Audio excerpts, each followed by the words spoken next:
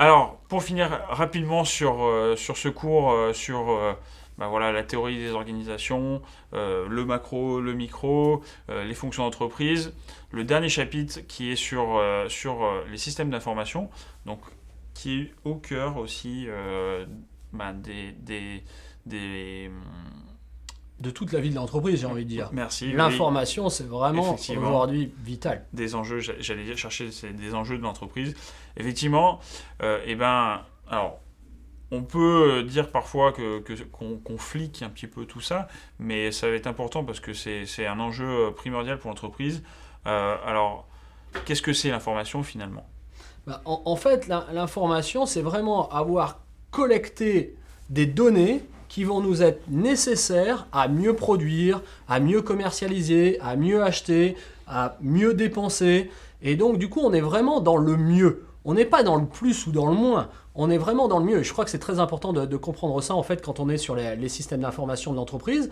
Et on a des outils aujourd'hui qui sont hallucinants. On voit des CRM. Donc, alors, on va Hmm. préciser ce que c'est CRM, même si on le reverra plus Customer précisément. Relation Manager. Donc Customer Relationship Management, c'est vraiment l'idée d'avoir toutes les informations possibles de l'entreprise dans ce système-là, où on va pouvoir communiquer entre services et avec aussi l'extérieur, que ce soit nos fournisseurs ou nos clients.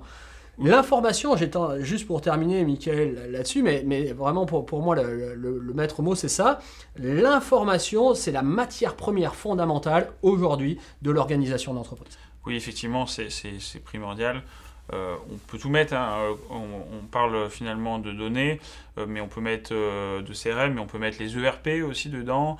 On peut mettre, donc pour ERP, c'est toute la partie, finalement, c'est tous les logiciels de gestion métier. On peut mettre aussi les logiciels comptables qui peuvent faire partie de finalement ces systèmes d'information d'entreprise. Et on voit naître des métiers qui n'existaient pas avant, comme data science, big data, des termes qu'on n'utilisait pas avant. Euh, je vous propose qu'on reparle finalement dans un prochain cours sur le lecture et le traitement des informations, où on vous parlera de manière plus détaillée sur comment on va gérer ces informations.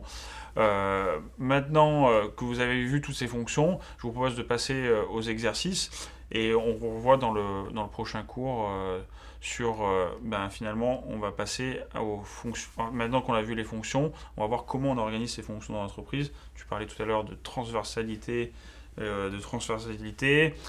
mais on peut parler aussi de verticalité des fonctions de l'entreprise. Donc on verra ça dans le prochain cours avec les différents statuts, etc. À bientôt tout le monde.